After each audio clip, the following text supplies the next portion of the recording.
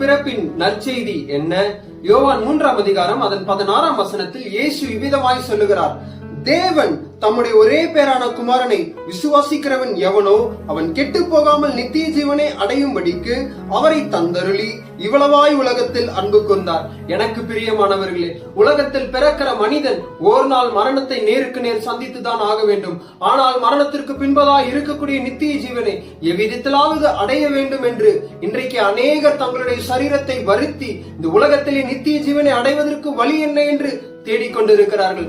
ஆனால் உங்களுக்காய் எனக்காய் மரித்த இயேசு உங்களை பார்த்து சொல்லுகிறார், என்னை விசுவாசிக்கிறவன் நித்திய ஜீவனை அடைகிறான். இன்றைக்கு இந்த இயேசு உங்களுக்கு நித்திய ஜீவனை தருவதற்கு ஆவலாய் காத்து கொண்டிருக்கிறார். ஆனால் உங்களுக்காய் மரித்த இந்த இயேசுவை நீங்கள் விசுவாசிக்க ஆயத்தமா? இந்த இயேசுவை நம்பி வாங்க, அவர் உங்க வாழ்க்கையில நித்திய ஜீவனை தருகிறார்.